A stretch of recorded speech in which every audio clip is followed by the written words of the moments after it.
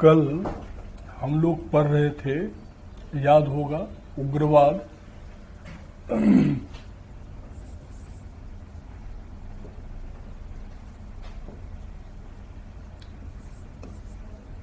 और इसमें हम लोग पढ़े थे, याद होगा अच्छे से, कि भाई उग्रवाद की उत्पत्ति कैसे हुई, किस भारत के किस भौगोलिक क्षेत्र में उनका विस्तार हुआ। फिर हम लोगों ने पढ़ा था कि उनने विचारधारा कहाँ से ग्रहण किया, फिर उनका कार्रवाई क्या था। और उसके बाद हम लोगों ने शुरू किया था, याद होगा बेहतर तरीके से, कि कांग्रेस के अंदर में दो विचारधाराएं पैदा हो गई थी, उदारवाद और उग्रवाद। उदारवाद अप्रासंगिक होते जा रहा था, उग्रवादी विस्तार करते जा रहे थे। और फिर बेहतर तरीके से हमने समझा था कि उदारवादी हो या उग्रवादी हो, ये दोनों का मानना ये था कि ब्रिटिश नौकरशाही भारत के विकास में अवरोध है और भारत का भी आर्थिक उत्थान होने से ही कल्याण होगा। लेकिन उसे प्राप्त करने के रास्ते दोनों के अलग थे।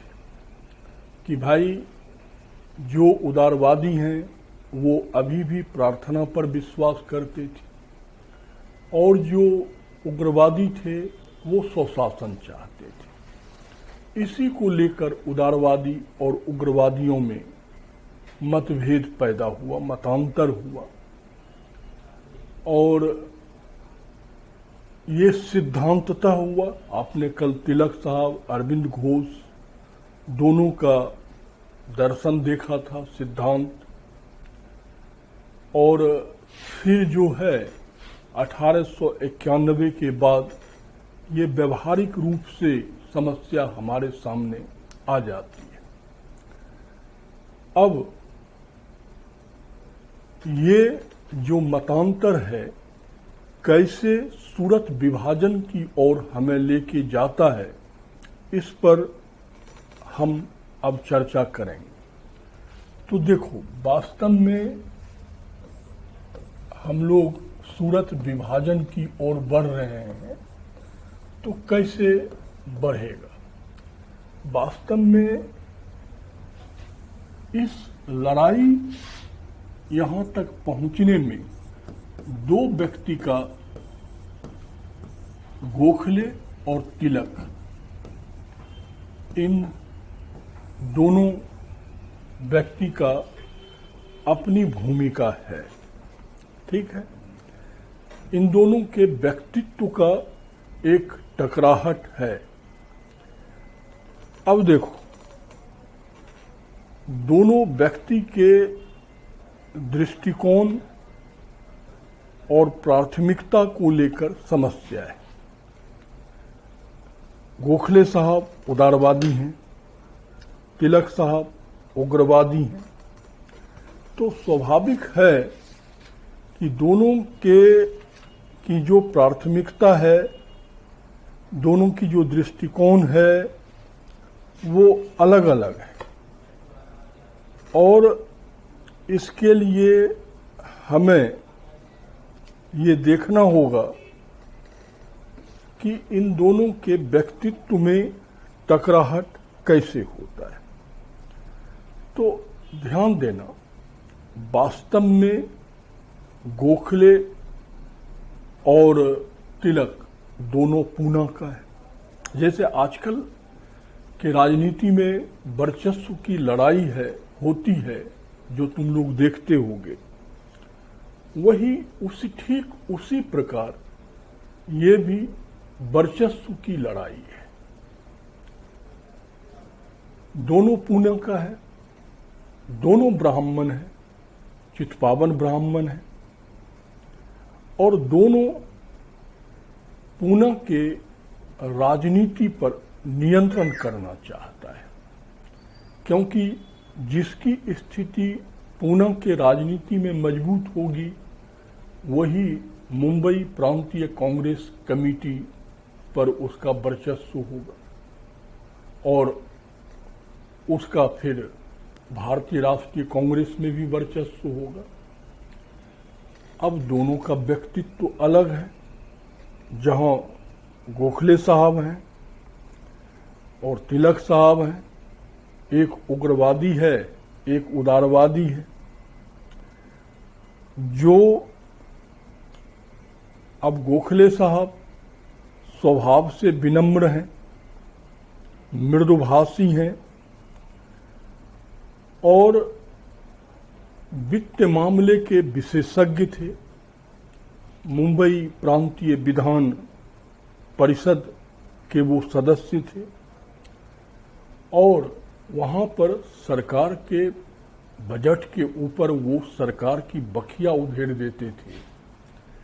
आप ये अनुमान लगाइए कि उनका वित्त के ऊपर इतनी अच्छी पकड़ थी कि ब्रिटिश मीडिया तक उसे कवरेज करती थी, ताकि ब्रिटिश सांसद भी उसे देखें और वो समझें कि वित्त के मामले में कैसे उनको विशेषज्ञता हासिल था। इसलिए लोग उन्हें प्यार से महामना गोखले कहते थे और आचरण की शुद्धता पर वो बहुत अत्यधिक बल डालते थे। लोग उन्हें महामना कहते थे। वहीं अब तिलक साहब के बारे में देखिए। तिलक साहब जो हैं वो उग्र भाषा का प्रयोग कर रहे हैं। साथ ही साथ तिलक साहब जो हैं वो हर संभव सरकार की बुराई कर रहे हैं। उनकी लेखनी सशक्त थी। वो केसरी और मराठा नामक पत्रिका का संपादक भी थे। आप यही समझिए कि उनकी लेखनी में इतनी ताकत थी कि उनके द्वारा लिखे गए एक लेख से प्रभावित होकर चापेकर बंधु ने पूना के प्लेग कमिश्नर रैंड की हत्या कर दिया था। तो आप अनुमान लगाइए कि कितनी सशक्त लेखनी उनकी रही होगी। वो जनमानस को बहुत ज्यादा प्रभावित करते थे, इसलिए उन्हें लोकमान्य कहा जाता था। अब एक महामना है, एक लोकमान्य है, दोनों पूना का है, दोनों चित्पावन ब्राह्मण हैं, दोनों पूना के राजनीति पर पकड़ बनाना चाहता है। तो स्वाभाविक है, एक मयान में दो तलवार रह नहीं सकता है। ये आप सब लोग जान रहे होंगे। तो ऐसी परिस्थिति में इनके व्यक्तित्व में टकराहट होना ही था और हुआ। और इसकी शुरुआत डकन एजुकेशन सोसाइटी से हुआ। किससे हुआ? इसकी जो दोनों व्यक्ति के व्यक्तित्व में टकराहट हुई, ये कहां से शुरू हुई?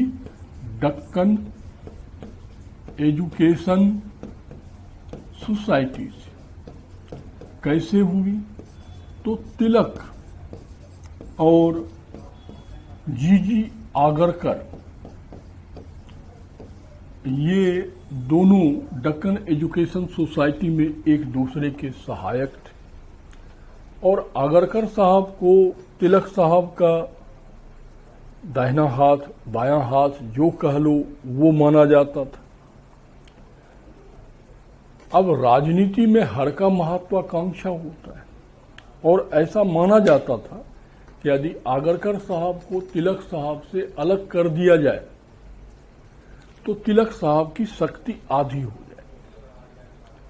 तो गोखले साहब ने तिलक आगरकर साहब के महत्वाकांक्षा को बढ़ाया और आगरकर ने तिलक को ही डकन एजुकेशन सोसाइटी से बाहर कर दिया।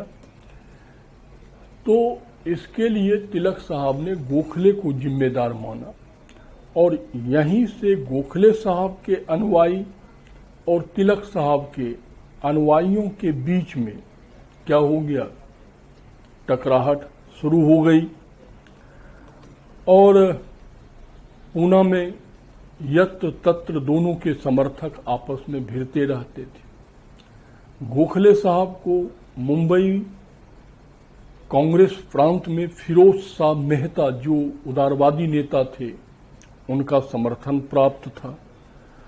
तो इस प्रकार लगातार कांग्रेस संगठन के अंदर में गोखले की स्थिति मजबूत होती जा रही थी, जबकि आप देखोगे तिलक का जन समर्थन बढ़ते जा रहा है।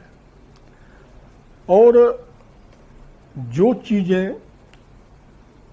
अब पूना में शुरू हुई, जो कटुता गोखले और तिलक के बीच में आई, वो अब धीरे धीरे बढ़ते बढ़ते पूरी महाराष्ट्र को या उस समय का जो मुंबई प्रांत था उसको अपने चपेट में ले रहा था। लेकिन अब तक इसका प्रभाव पूरे भारत पे नहीं पड़ा था, लेकिन अब धीरे धीरे ये पूरे भारत को अपने चपेट में लेगा। और इसकी शुरुआत हुई कहां से? बंगाल से। आप सबको पता है, आगे हम लोग पढ़ेंगे, 1905 में लॉर्ड कर्जन ने बंगाल का क्या किया? विभाजन किया। और बंगाल विभाजन का विरोध तो सबने किया, लेकिन जो वहां के उग्रवादी नेता थे बिपिन चंद्र पाल और अरविंद घोष, उनके नेतृत्व में उग्रवादी संगठित हो रहे थे, क्योंकि उदारवादी बंगाल विभाजन जैसी समस्या को भी ये सोचते थे कि, या उनके विरोध में उनका मानना था कि हम क्या करेंगे?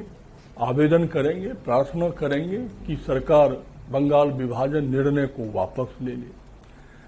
लेकिन उग्रवादी इसे एक मौका के रूप में देख रहा था कि भाई यदि बंगाल विभाजन जो है उसको हम एक निर्णायक आंदोलन के रूप में मुद्दा बनाएं, राष्ट्रवाद का प्रसार करें और सरकार को विवश करें कि वो इस विभाजन के निर्णय को अविलंब वापस ले। तो इस प्रकार से जो बिपिन चंद्र पाल और अरविंद घोष के नेतृत्व में बंगाल विभाजन के उपरांत जो असंतोष का स्वर फूटा, वो न केवल सरकार को बल्कि कांग्रेस के जो उदारवादी नेता थे उस पर भी ये भारी पड़ना शुरू हो गया। और तिलक जो पहले से ही तैयार थे, वो बंगाल विभाजन में जो राष्ट्रवाद का निहितार्थ तत्व था वो बड़े अच्छे से समझ रहे थे, क्योंकि तिलक साहब एक चालाक राजनेता थे और वो जान रहे थे कि यदि बंगाल विभाजन का समर्थन करते हैं तो इस प्रकार बंगाली उग्रवादी नेताओं का भी समर्थन उनको प्राप्त हो जाएगा, तो इससे उग्रवादियों को संगठित होने का मौका मिलेगा। तो इसलिए तिलक साहब ने बंगाल विभाजन आंदोलन का समर्थन कर दिया। इससे उग्रवादी नेता क्या हुए? प्रोत्साहित हुए। क्यों प्रोत्साहित हुए? कि बंगाल विभाजन का बंगाल से बाहर भी समर्थन मिल रहा है। और जब 1905 में बनारस में कांग्रेस अधिवेशन हुआ तो वहां पर बिपिन चंद्र पाल और बाल गंगाधर तिलक ने आपस में मिलकर एक गुट को तैयार किया ताकि उग्रवादी एकजुट हो सके और प्रभावशाली ढंग से कांग्रेस संगठन के अंदर में अपनी बात को रख सकें और सरकार के खिलाफ एक बड़ा आंदोलन शुरू कर सकें। गोखले जो उस कांग्रेस अधिवेशन के अध्यक्ष भी थे और उनके समर्थक इस चीज को बेहतर रूप से समझ रहे थे कि भविष्य में जो ये गोखले तिलक और बिपिन चंद्र पाल ने जो गुट बनाया है उसका परिणाम क्या होगा। तो बेहतर ढंग से वो समझ रहे थे कि ये सरकार के लिए समस्या खड़ा करेगी और सरकार के लिए यदि समस्या खड़ी होगी तो कहीं कांग्रेस के लिए भी समस्या न खड़ी हो जाए। तो यहीं पर तिलक एक असंतुष्ट नेता के रूप में उभर कर सामने आए, विद्रोही नेता के रूप में उभर कर सामने नहीं आए, असंतुष्ट नेता के रूप में उभर के सामने आए कि भाई उनकी बात को माना नहीं जा रहा है। और इसके लिए उन्होंने बिपिन चंद्र पाल के साथ गुट तैयार किया और इस प्रकार कांग्रेस के अंदर में एक स्पष्ट दो गुट बन गया, फिरोज शाह मेहता गुट और बाल गंगाधर तिलक गुट। उदारवादी खेमा जो है वो फिरोज शाह मेहता गुट के नेतृत्व में काम कर रहा था और उग्रवादी गुट जो था वो बाल गंगाधर तिलक के नेतृत्व में काम कर रहा था। तो इस प्रकार कांग्रेस अपने निर्माण के 20वें साल में दो स्पष्ट गुटों में विभाजित हो गया और ये जो आप दरार देख रहे हैं ये सैद्धांतिक मतांतर के कारण हुआ और उसका अब व्यवहारिक रूप में परिणाम सामने आएगा। बंगाल विभाजन के उपरांत कि भाई कांग्रेस को क्या करना है, इसके लिए कलकत्ता अधिवेशन 1906 में बुलाया गया कि भाई विभाजन तो हो ही गया, अब इसके लिए हमें क्या करना है। ठीक है, तो 1906 में कलकत्ता अधिवेशन सामने आया। अब यहीं पर देखना कि दोनों गुटों के बीच में क्या होगा, खींचातानी होगा कि आखिर क्या किया जाए। और विवाद किसको लेकर था, अध्यक्ष को लेकर था कि अध्यक्ष किसको बनाया जाए। तो भाई जो उग्रवादी थे वो तिलक को अध्यक्ष बनाना चाहते थे और जो उग्रवादी थे वो तिलक को अध्यक्ष बनाना चाहते थे और जो उदारवादी हैं वो किसी भी हाल में तिलक को अध्यक्ष नहीं बनना देना चाहते थे।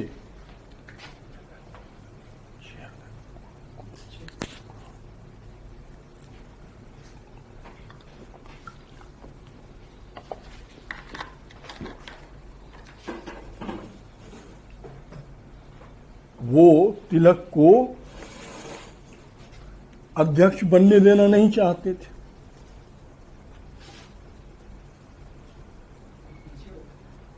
वो वाली दो ना।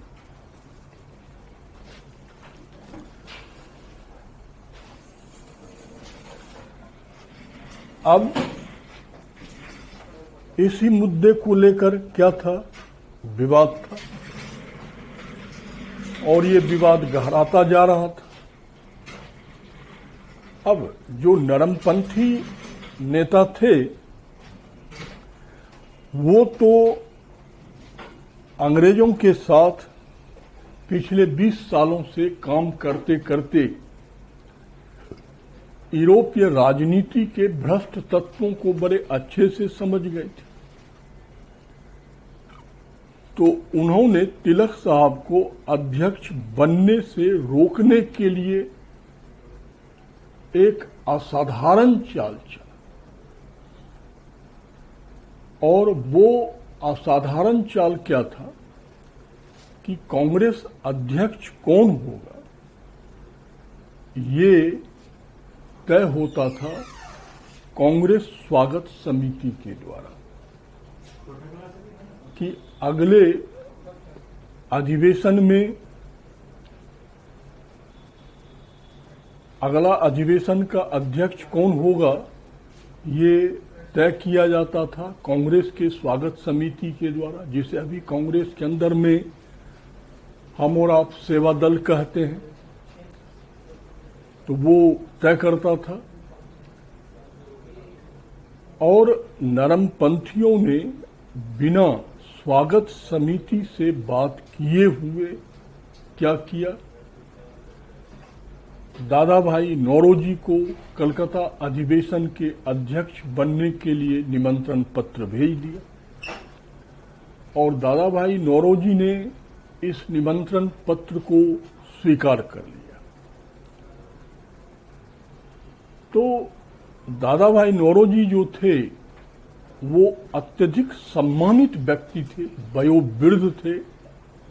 आप सबको पता है कि वो हाउस ऑफ कॉमन्स के मेंबर भी रह चुके थे।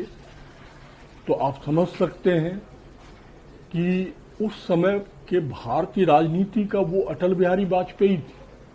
जैसे आप लोगों के समय में वाजपेयी जी का नाम सुने होंगे कि सत्ता पक्ष हो या विपक्ष हो, उनका विरोध कोई नहीं कर पाता था। ठीक उसी प्रकार ये 20वीं सदी के प्रथम दशक आते आते दादा भाई नौरोजी की स्थिति थी। अत्यधिक सम्मानित, वयोवृद्ध, भारत से लेकर इंग्लैंड तक उनकी धमक थी। उस समय तक वो धन के निष्कासन के सिद्धांत को प्रतिपादित कर चुके थे। तो उनका विरोध न तो उग्रवादी कर पाते थे, न उदारवादी कर पाते थे। तो इस प्रकार हम देखते हैं कि उदारवादियों ने उग्रवादियों के चाल को नाकाम कर दिया और तिलक को अध्यक्ष नहीं बनने दिया, और इस प्रकार कलकत्ता अधिवेशन शुरू होता है। लेकिन इसने उग्रवादियों को और संगठित होने का मौका दे दिया। ये सबसे बड़ी बात हो। कलकत्ता में उग्रवादियों का स्थानीय वर्चस्व था, क्योंकि विपिन चंद्र पाल, अरविंद घोष, दीप्ति खरपरे जो उग्रवादी राजनेता थे वो सब के सब बंगाल के थे। बंगाल का विभाजन भी हुआ था, तो वहां जन समर्थन भी उग्रवादियों के साथ था। तो इस प्रकार तिलक के नेतृत्व में उग्रवादी और संगठित हुए, और तिलक, लाला लाजपत राय, विपिन चंद्र पाल, अरविंद घोष, अश्वनी दत्त, इन सब ने एक शक्तिशाली गुट बनाया, और कांग्रेस में उसे बहुमत भी था और वहां का स्थानीय समर्थन भी था।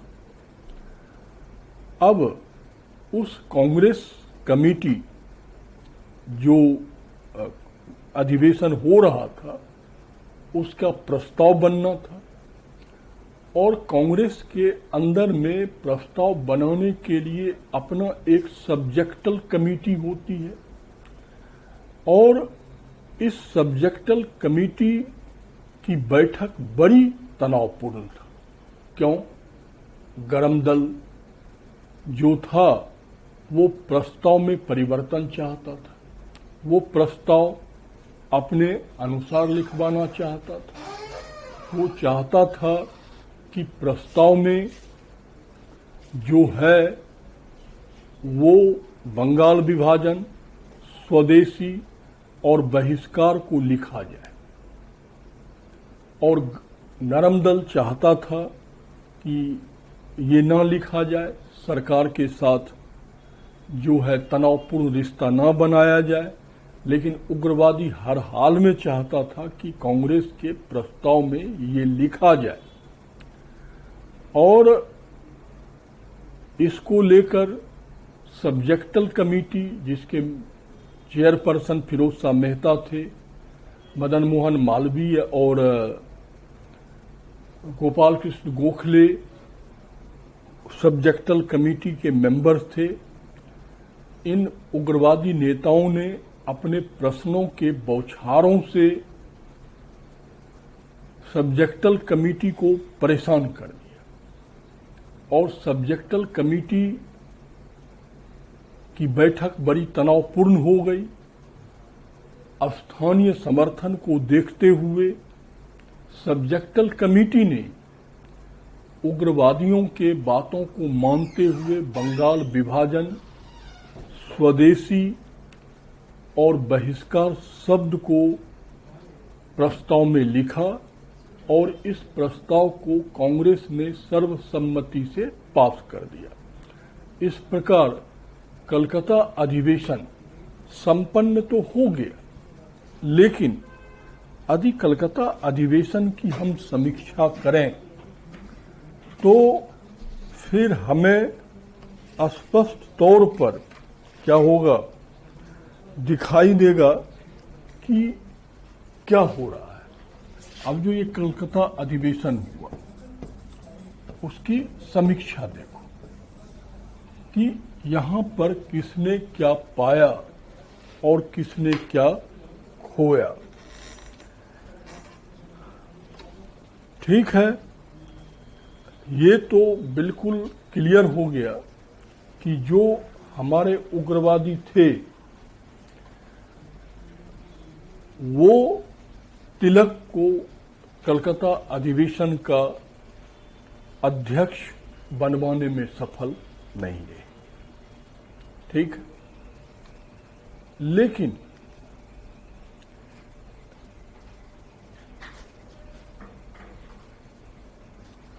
यहां उन्होंने जो कुछ हासिल किया उससे उग्रवादी बड़े संतुष्ट थे।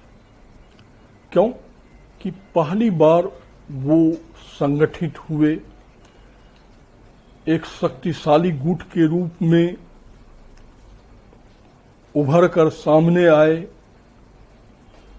उन्होंने उन सारे कोशिशों को नाकामयाब कर दिया जो उनकी नजर में कांग्रेस को कमजोर बना रहा था।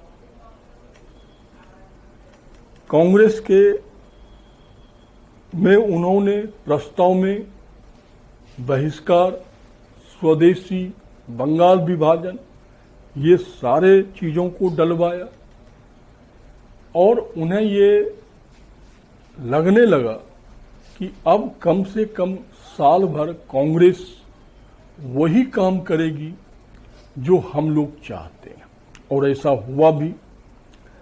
और कलकत्ता से जाने वक्त जो नरम दल था वो खुद को भ्रमित और अपमानित तथा बेचैन महसूस कर रहा था।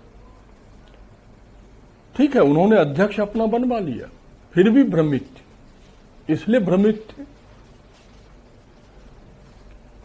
कि उन्हें लग रहा था कि भाई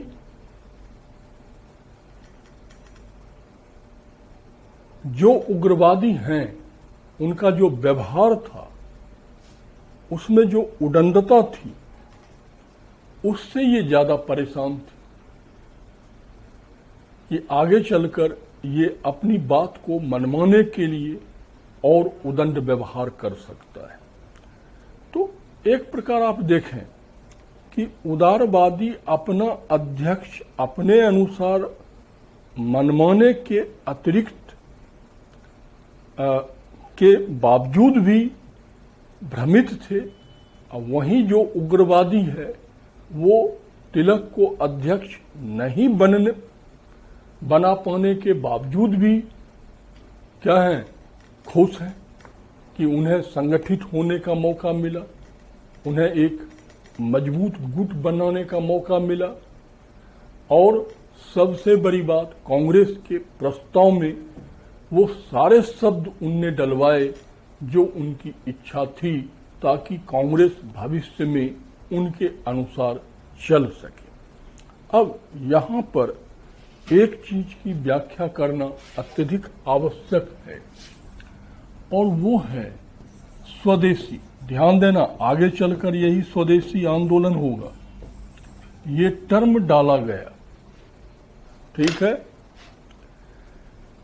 अब इसी को लेकर लड़ाई थी कि भाई बंगाल विभाजन डालिए, और बंगाल विभाजन के कारण स्वदेशी आंदोलन होगा जिसमें बहिष्कार होगा। इसी को लेकर विवाद था। उदारवादी इसे डालना नहीं चाहता था, उग्रवादी इसे डलवाना चाहता था, और सर्वसम्मति से कांग्रेस ने इसे पास किया। तो स्वाभाविक है कि बंगाल विभाजन के खिलाफ स्वदेशी आंदोलन तो होगा। लेकिन इस स्वदेशी आंदोलन को लेकर बड़े अच्छे से समझना है, आगे ये आंदोलन होगा। नरम दल और गरम दल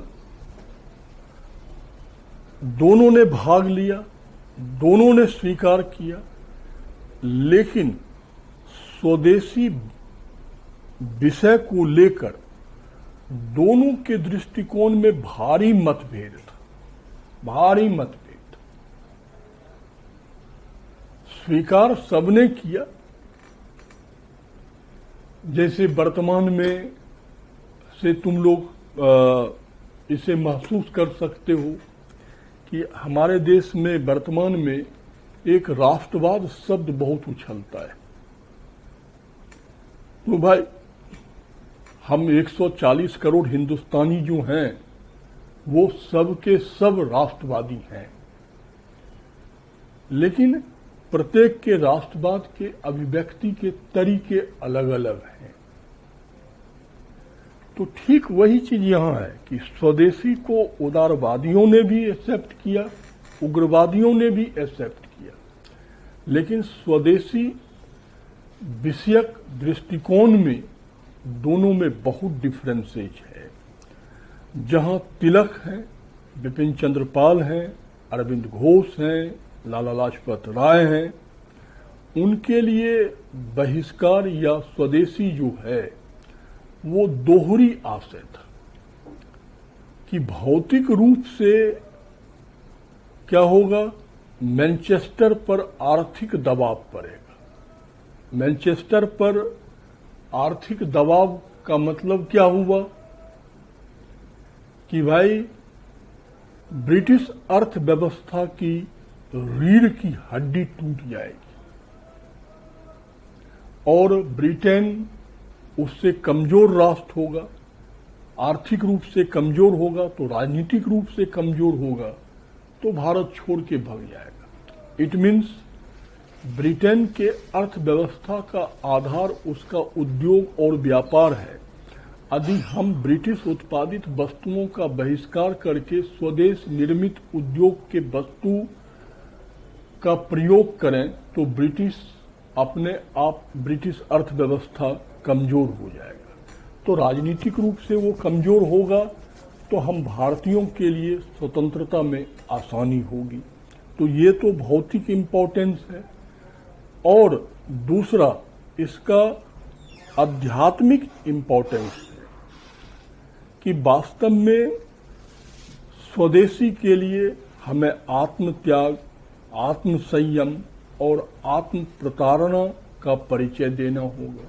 सही बात है। जब भारत जैसा विशाल देश, उस समय भी करोड़ों में संख्या थी, नमक से लेकर हवाई जहाज तक, कपड़ा से